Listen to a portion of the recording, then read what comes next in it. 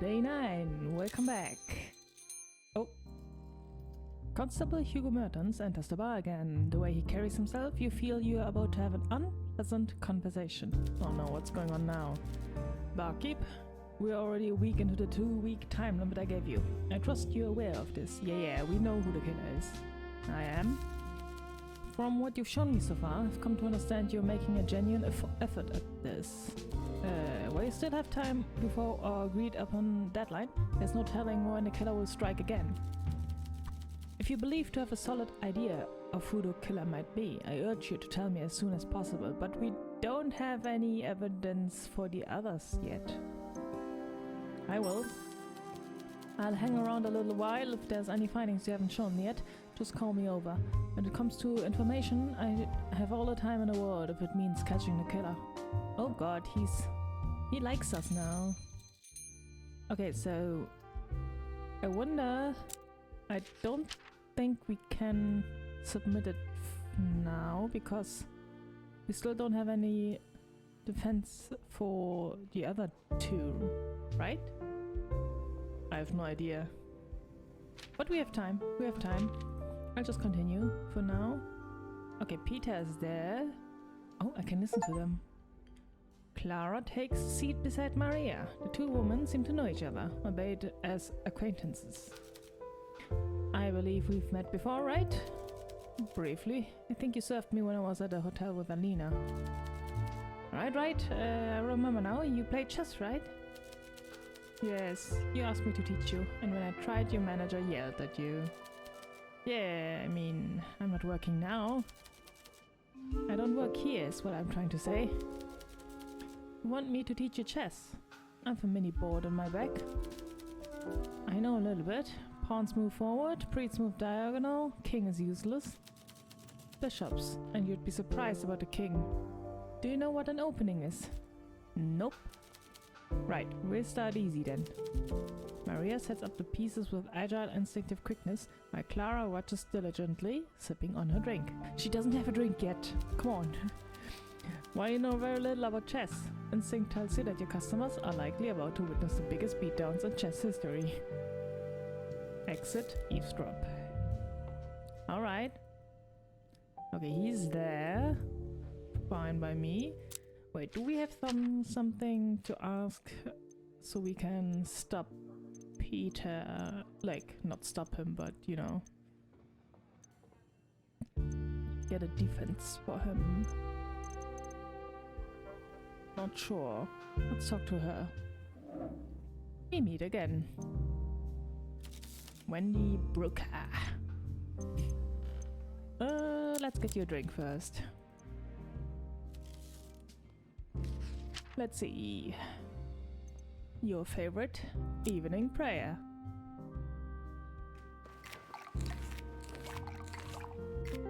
Let's go.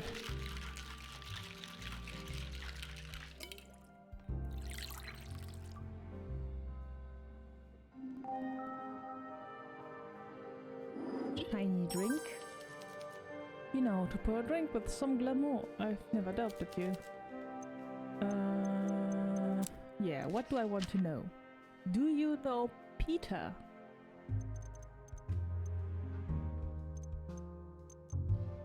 Let's ask about this.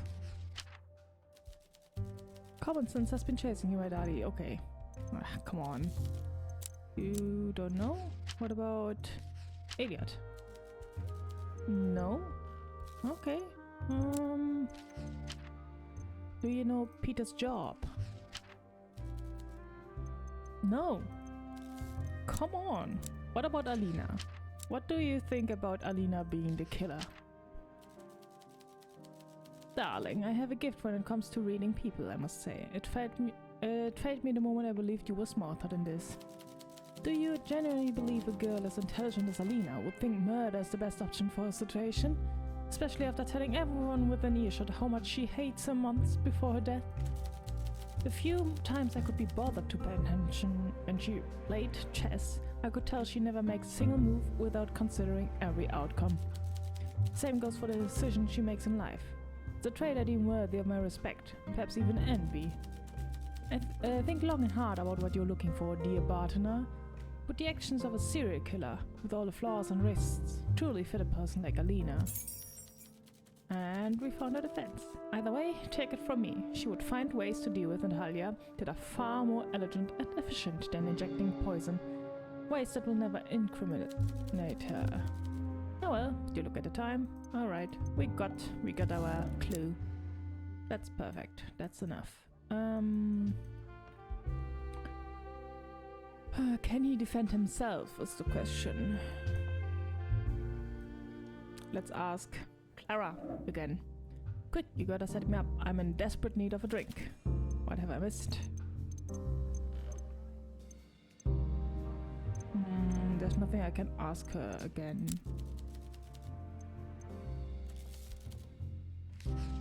Something strong.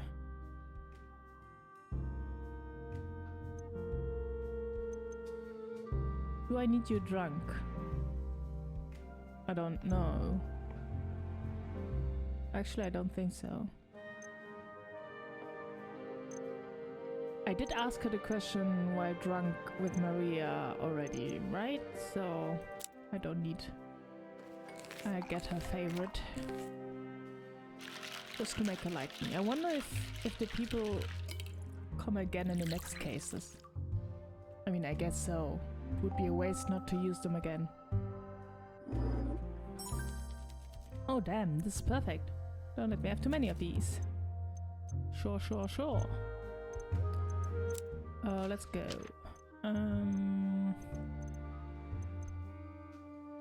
Do you think he would have killed you?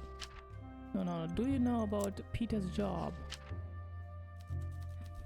He's a criminal? He seemed... I don't know. He's polite mostly.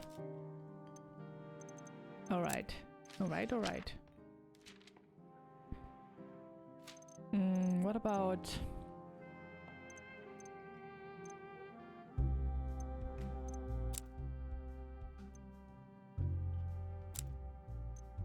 him being the killer?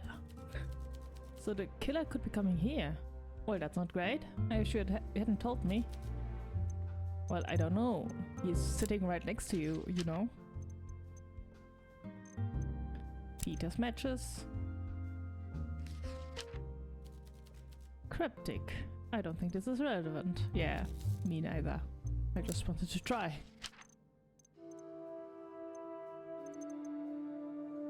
What do you think about Elliot being the killer? Okay. You still had the chess match against Maria? Well, she's gone now. Maria Papa! Hey!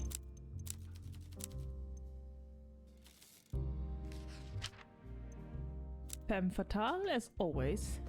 That's the only drink you get.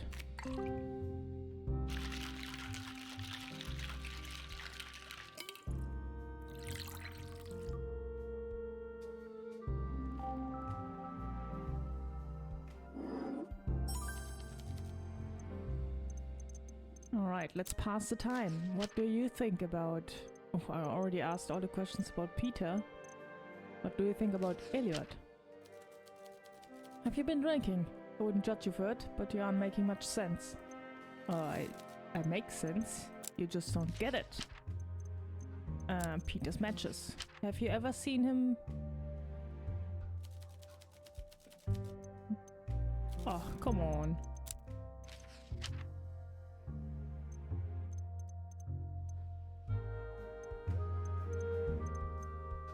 Potential patrons? Blonde victims...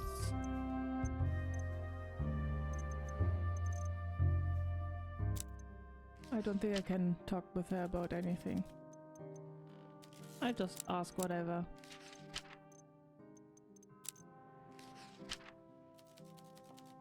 Really, that's worrying. I need to warn Alina. Yeah, you should. But don't worry, the killer is almost captured. Natalia's depth. Do you know more about that? Oh yeah, Alina goes on and on about it. I don't know what to say to her anymore. Oh, it's really late. Yeah, bye-bye. Elliot? What do you know about Peter? You dumbass. You told me everything and you still come here. What an idiot.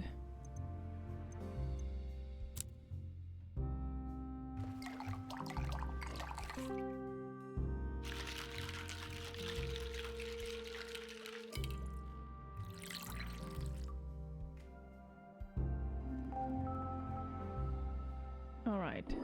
What do you know about Peter? Oh wow, I already asked everything.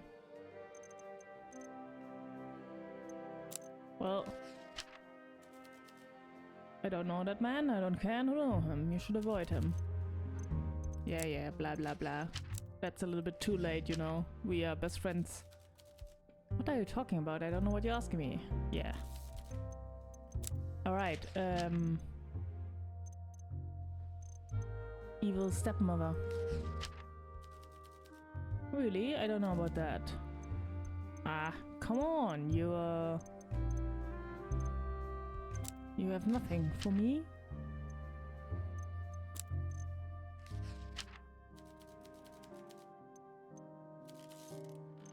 Alright.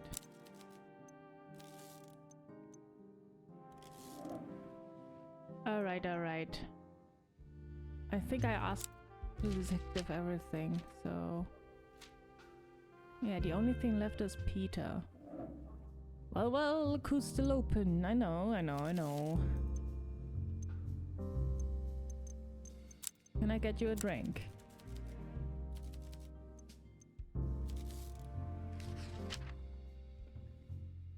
A cold winter.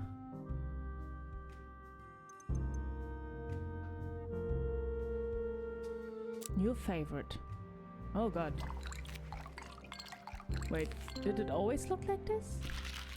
Why don't you remember?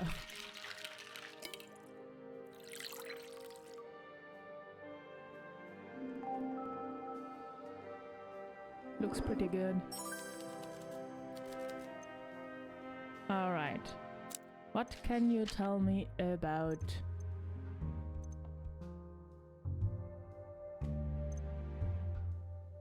the blonde victims? Come on, defend yourself. I prefer brunettes. Though dark hair and subtle demeanor is my particular weakness.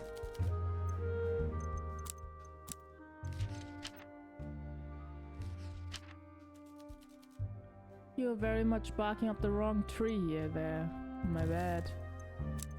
Okay, come on! Peter's job? Yes, just like I told you, and my job is nothing to do with your wee investigation. Dead man pay no debts, or woman. Yeah, that's... I know, that's why I'm asking.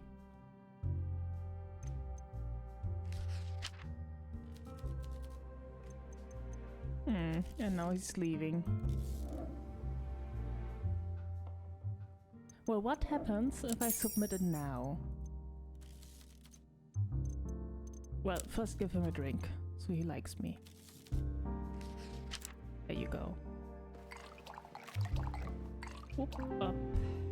There you go.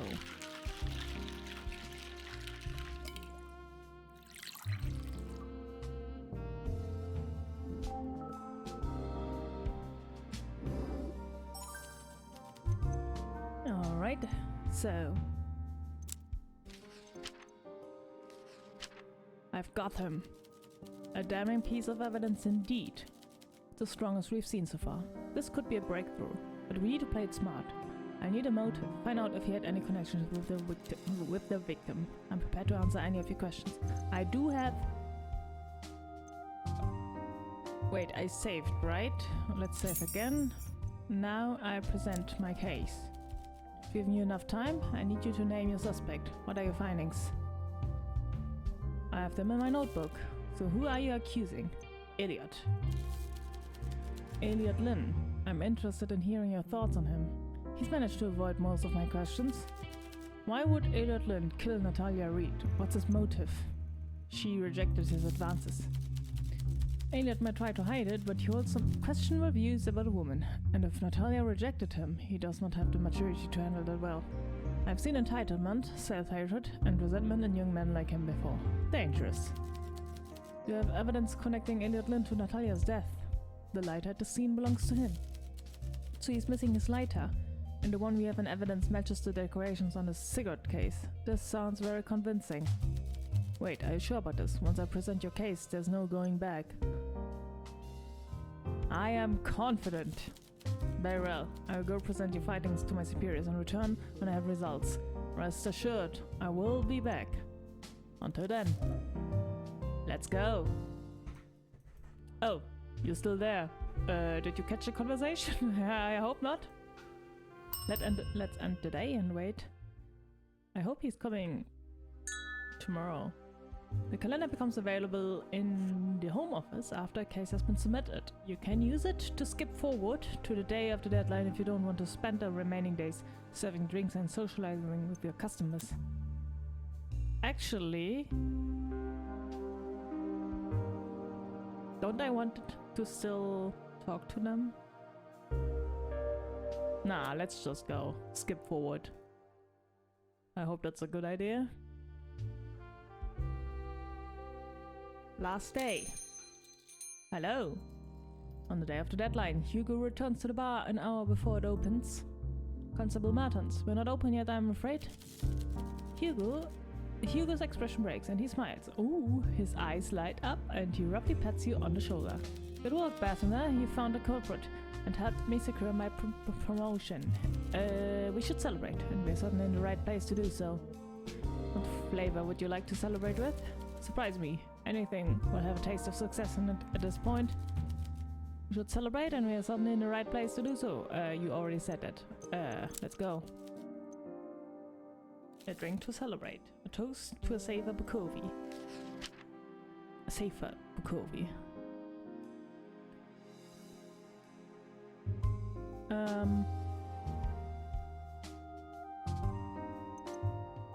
Then not a wake-up call, what about a cold winter? Just to see if you like it.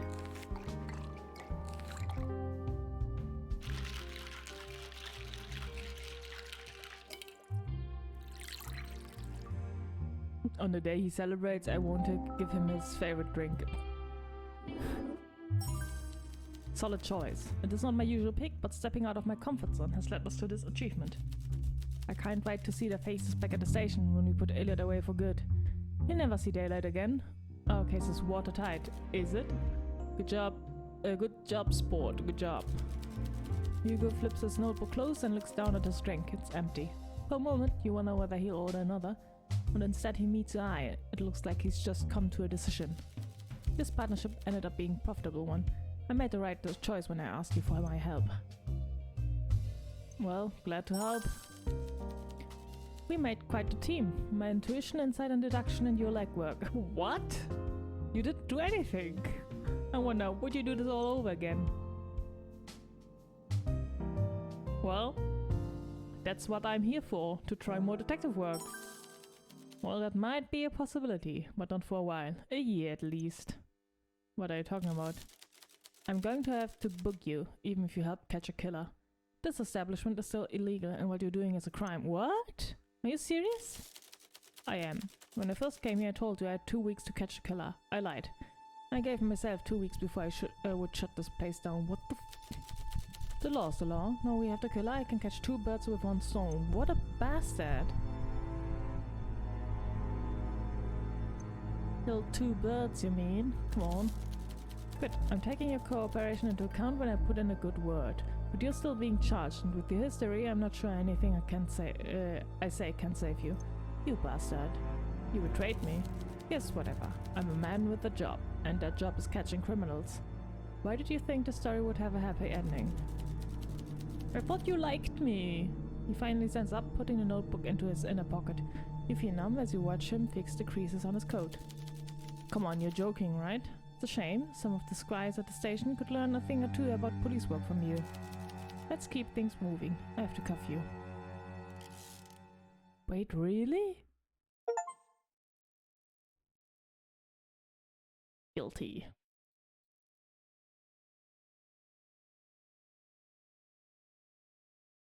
solved. Nice. But what the heck? 1 year later. Whoa. Seriously? So what about...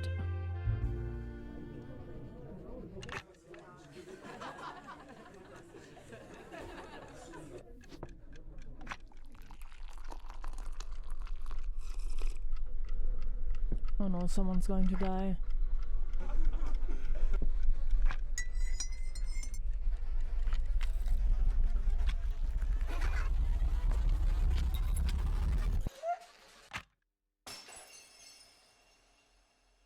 Oh, it's Alina.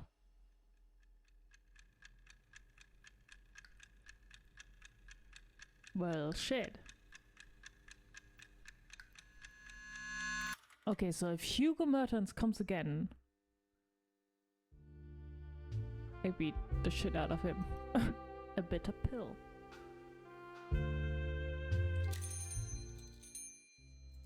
An hour before opening, Vincent Florada descends the stairs and enters the speakeasy underneath his bookstore. He sits down in front of you with a big smile, his eyes twinkling with mischief. The grand opening of the nightcap. Haha, I haven't felt this excited since. Well, not for a while. Let's make this a success. Oh wait, he doesn't like me anymore. What the? Everything zeros again? Oh no. I applaud the enthusiasm. Very good. With the illusion of certainty comes complacency. A firm belief that all establishments have been closed makes funding continuous efforts to try and find a new one redundant. Considered reverse psychology. Surely nobody would attempt to open an illegal establishment in the same place twice? That way of thinking is exactly why Here and Now poses the least risk. What happens if we do get caught? The constabulary are no longer trying to send a message. At worst, we might get a fine. But with business booming, it wouldn't set us back more than a month of profits. When I was hiring, I made sure to find an honest professional bartender who needed the work. I picked you for this risky venture because I needed someone with a sense of adventure and a clean record. Clean?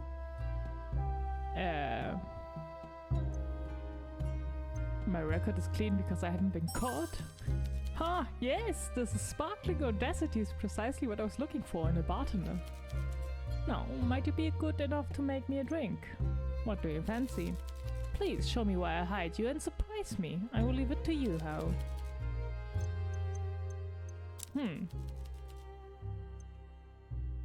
I tempt you, Vincent? Absolutely, make it something classy. Oh, here comes the new drink. Except for the Eastern Ruby and the wake-up call. A perfect storm. A one-night stand. Oh, the Pirate's Joy and the Night Count is here as well.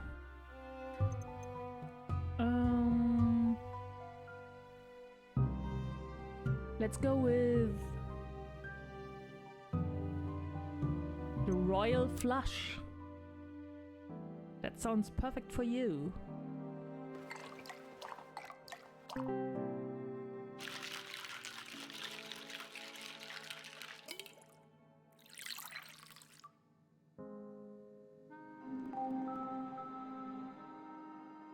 There you go. Now then, I have a dinner party to attend to. Make sure to stay kind, professional, and consistent with the quality of the drinks. Oh no, he's drunk. Okay. I gave him the wrong drink. What a shame. Oh, some new people. Well-dressed lady. A tall, dark-haired woman sits down at the bar deliberately. Her smile is gentle, but her gaze is focused. What a fascinating place. You really managed to capture the atmosphere of old Bukovi. Classy, but informal. Thank you. I ran my own bar for years before the politicians decided to pass this damn prohibition bill. For a while, the frustration lingers on her face. Then she lets out a sigh, continued to speak. Being here, it brings back memories, both happy and sad. My name's Sandra. Might I ask how long has this place been here? I opened it up today, actually. Oh, congratulations. Is it your first time running a bar?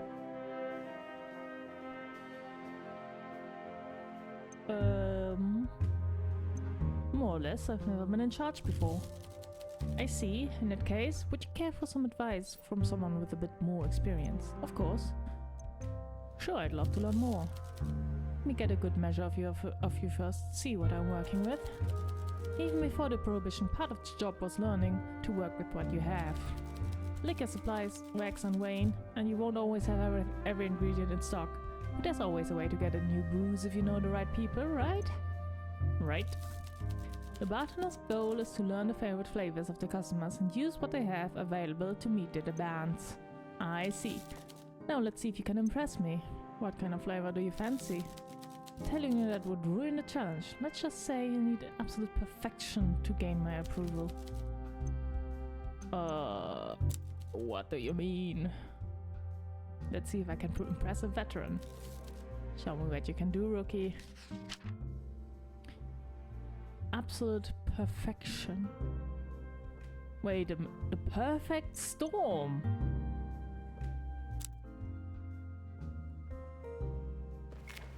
Either that or the royal flush. But we'll go with the obvious one.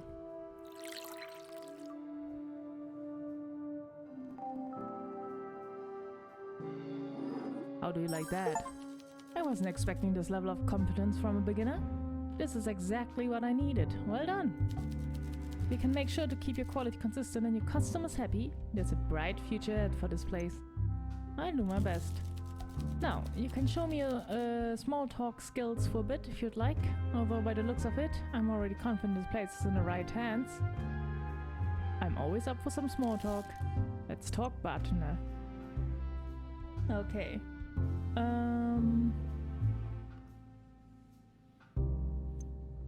Are you in with anyone tonight? I don't have many friends these days. You know how it is. You change jobs or you're out of town for a while and you just lose touch with one another. Any friends in Bukovi? Well, there was one guy I thought I could count on for a good time. Maybe I still can, but I'm worried he'll let me down just like the others. It's hard to trust anyone these days. You might be right. I feel a bit restless in Bukovi nowadays. I always thought I had friends here, but I'm not so sure anymore. There's still good people here. Me? Maybe a couple. Goodness, you might be one of them. You're a good talker, you know? Relax. I get the feeling that if bad stuff is going down, your nose is clean. Sure. I don't know about that. All I'm saying is that maybe you're alright. But everyone else, the dogs, the boogie dames, and the rich, nouveau or otherwise, nah. They're only masquerading as decent people. They may become your customers, but they're not your friends. Don't ever forget that. And if you can, do the thing every smart Bukovi does before long. What's that? Flee? Leave. Oh, get out of this damn city before you get too attached to it, like me. Oh, we keep it in mind. Let's talk. Got any more advice? Oh, you want more tips? Do you think I'm some sort of wise teacher here to inspire the next generation? I don't think I'd make for a very good guide. Next generation? You're not much older than me. Huh, I guess not. I sure feel pretty old these days though. Alright, I guess I could still teach you a thing or two, if you answer some of my questions first. What questions? Just a few things I'm curious about, really. I've only ever run legitimate bars. I want to know how you will choose to run your speakeasy. Are you the kind of bartender who thinks that drinks are the most important part of the speakeasy? Or is it all about the conversation? Oh, bars are for making friends? No. Bars are for drinking. I agree. If there were no drinks, we might as well be in church. I always like to get a read on people's priorities, but I'm as curious about their values. Do you trust figures of authority, like politicians or the police? Or are you more of an anarchist? I do what I believe is right. I agreed. You've got to follow your gut. Deep down, we all know the difference between right and wrong. I mean, I've been betrayed already, so... that ship sailed. So those are your values. But what about your future? What are your plans for this place? Do you intend to make the speakeasy your home? Or is it only a springboard to some greater purpose? No, I want to make something of this place. You really mean that, don't you? I fear you might be making a mistake, but I wish you the best of luck. I hope it works out for you. Oh no. Now then, I promised you some more bartending advice, didn't I? Yes. Then I have 3 more tips for you. All really simple, but something many bartenders tend to forget. 1. Make the customers the drink they ask for. 2. When I ask you a question, it's not always the truth they really want. And 3. When you struggle to get a read on someone, consider their actions, not just their words. Got it. Well, I've got it from here. This may very well be the last speakeasy in Bukovi, making you the last representative of our craft. Really? Really? And I don't think that will be changing anytime soon either. I sure don't plan on getting behind a bar right now. I'm keeping my head down until this prohibition blows over and I can get my old bar back. Good luck. You probably won't see me around too often, but it seems this place is in good hands. You'll be just fine. I see you later, kid. With the last drink, Sandra downs the rest of her drink, rises from the bar stool, and walks back up the basement stairs, disappearing into the night.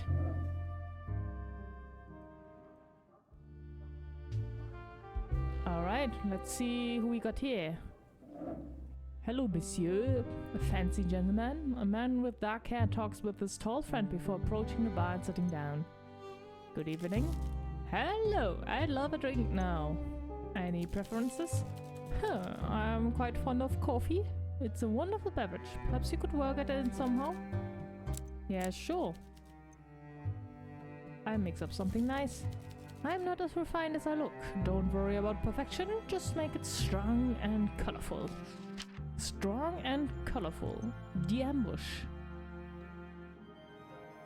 It has coffee, coconut cream, ice cubes. Oh, well, not really that colorful, but you know.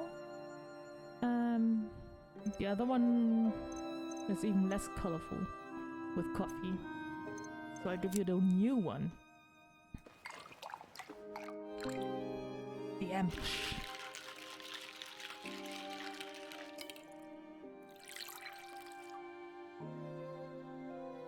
It looks nice, it looks nice. Interesting flavor. Change is good sometimes. Thank you. I'm Lucas. I was invited by Vincent. He's a family friend. He said friends were coming. Yes, that's me. I confess I don't go out often. I work so much. Though I enjoy a dinner party now and then. This place is a little rough around the edges for me. Oh, don't get me wrong, I like it a lot. There's so much life and energy here. I'm just adjusting to it slowly. I've also brought a +1 with me. Björn, the robust fellow over there. If he orders anything, let me know and I'll pay. Very kind of you. I brought them here, so it's only fair, right?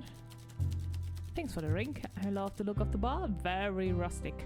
I'm not a big drinker, but it's making me nostalgic for, well, pre-prohibition, I guess. Really? Yes, I think so. I could join my friend now. If I don't see you again tonight, have a great evening.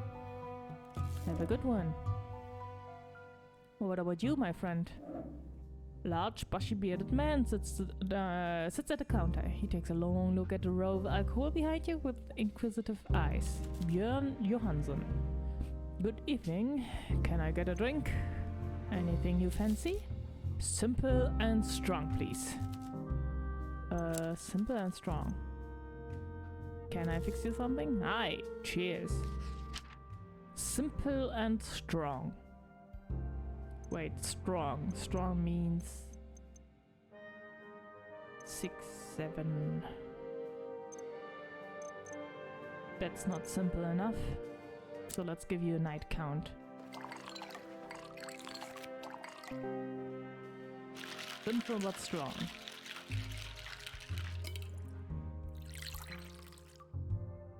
How do we like that?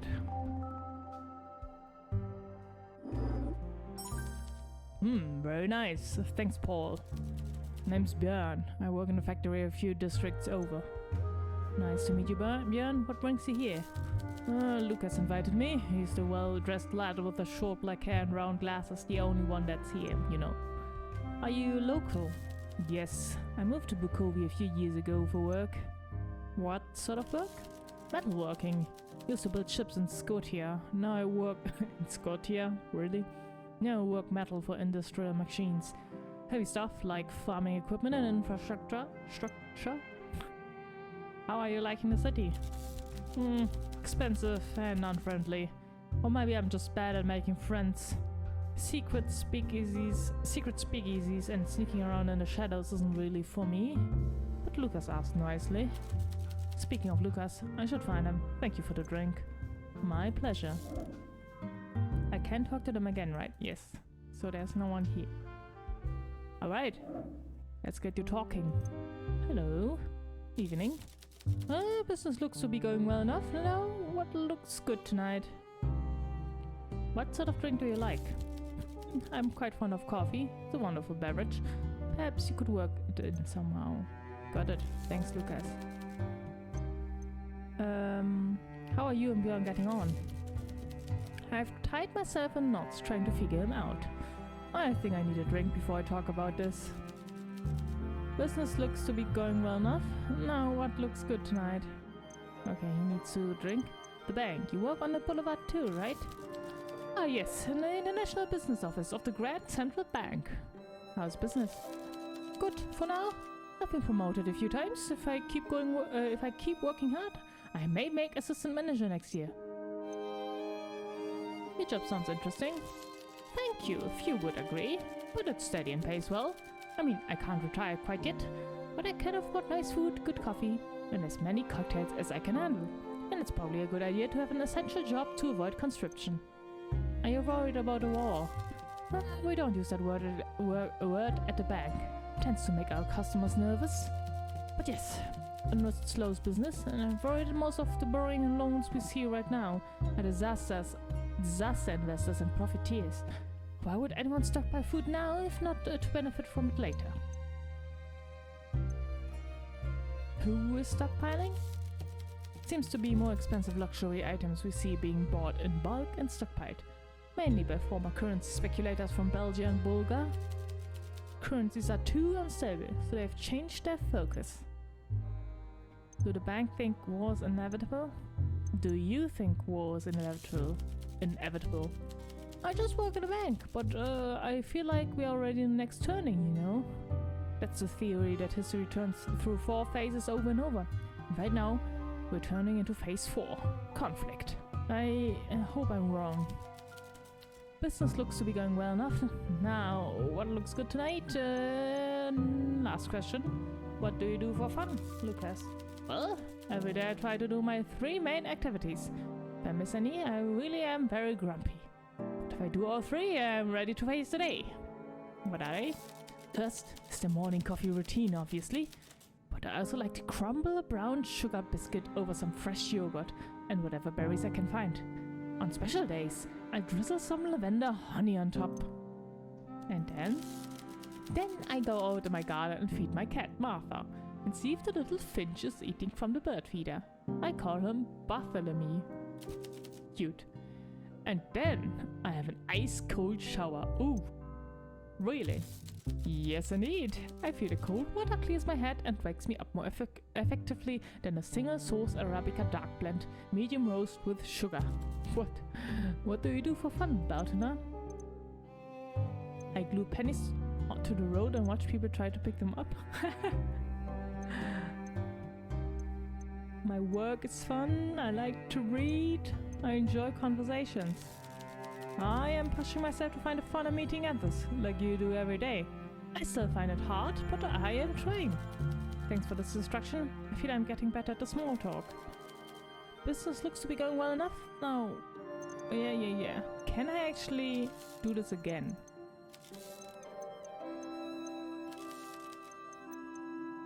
I can. I like to read. Oh, fantastic, a fellow reader. One day we must discuss literature. Gothic romance, tragedy, and tales of adventures are my favorite.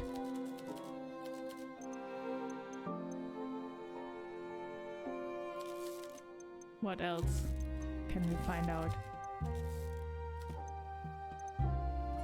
I glue pennies on the road and watch people try to pick them up. You do what? Well, we all find amusement in our own ways, I suppose. Okay. Next one. Björni! Good evening. Let's get you... What sort of drinks do you like? Something simple and strong. Okay. They're not spilling. What's your job? Metalwork. I don't think you'd be interested. It's not too complicated. I'm interested. I rivet the frames of the outsized flanges to fit the strainers inside pressure vessels for steam tanks that are reinforced for high-yield fabrication.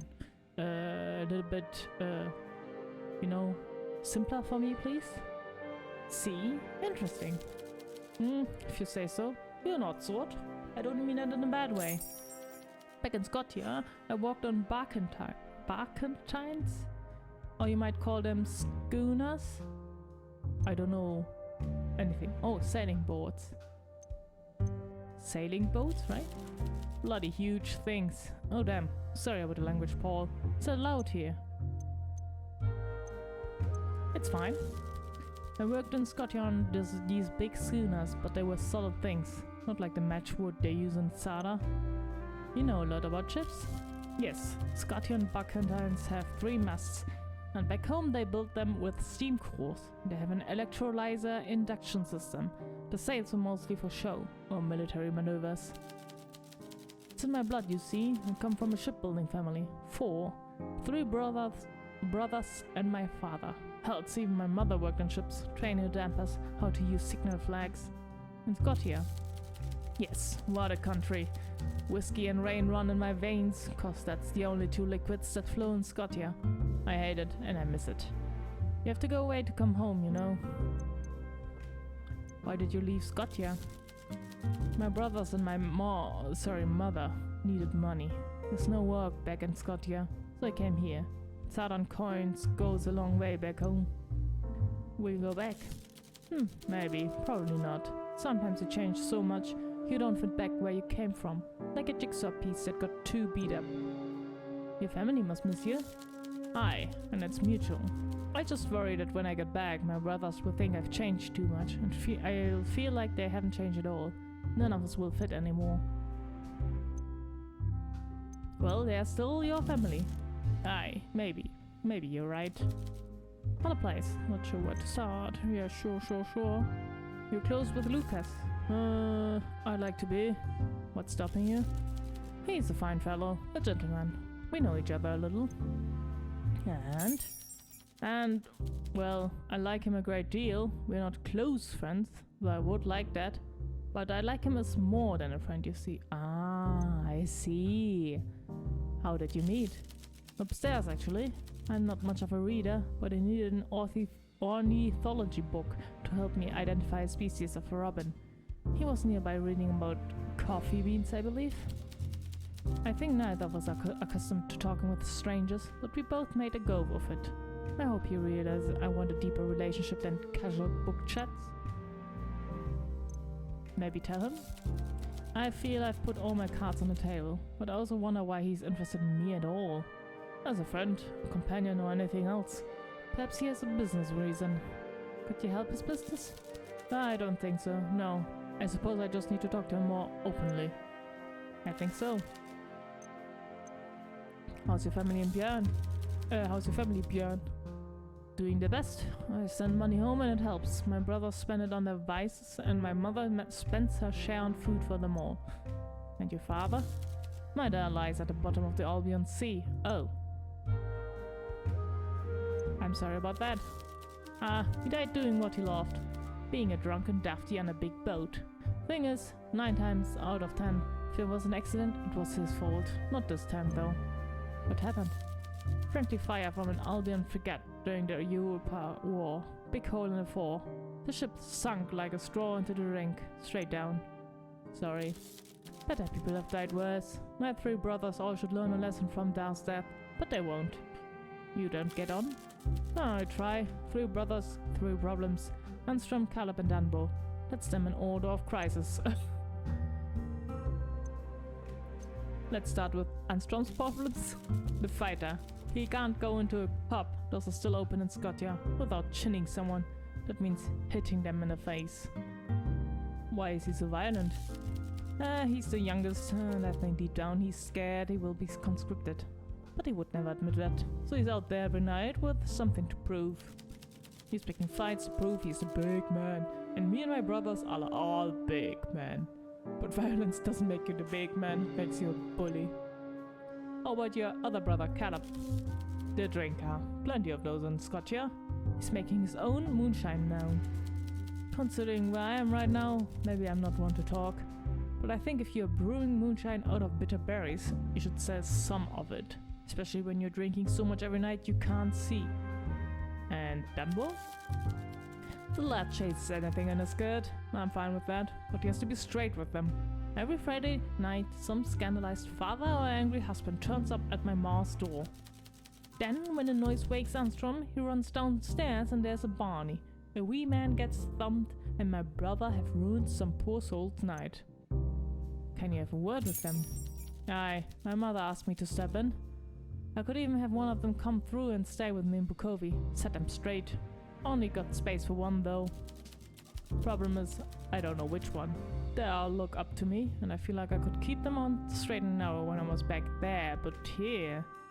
That's rough. Hey, can I put you on the spot here? You've been a really good listener. Can I ask your opinion? Sure.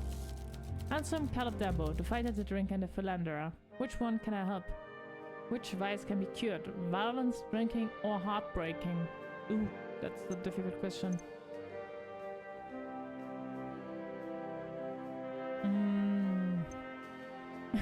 Caleb can try out here with the prohibition.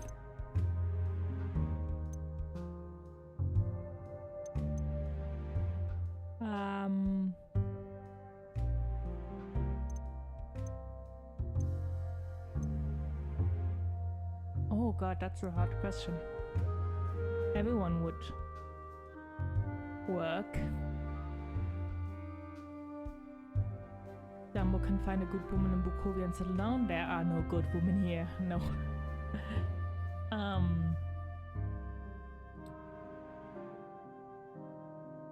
True, Caleb can dry out here, but he's still not the one causing more problems. Like Dunbo causes problems, which includes Anstrom.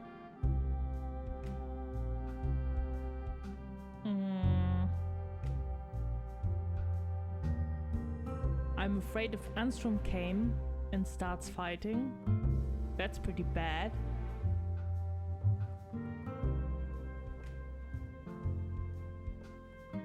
Actually, I think only Caleb's problem can be solved in Bukovi.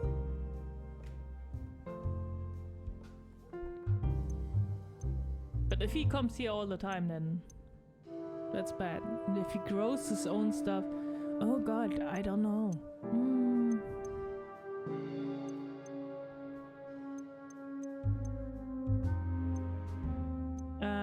I would say, wait, Armstrong is the youngest, right? Help the youngest? Is Caleb the middle child?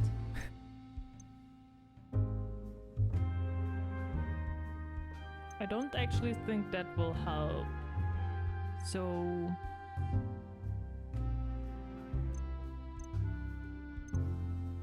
Armstrong. I know he is, and I just want to give him a big cuddle and tell him we're all frightened. So maybe I follow your advice. I think on it. I better hit the tricks. I need a solid 8 hours before a shift. Bye bye! Okay, you're still here, but I have nothing to talk to you about. Right?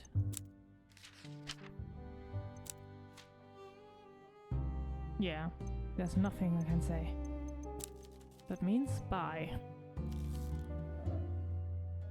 Then we'll see if Hugo Mertens will arrive. That bastard. Oh, no one comes? What? What's going on? Okay, wait. I will stop here and then we'll see what they want to tell us. Both of them. The next time. Bye bye.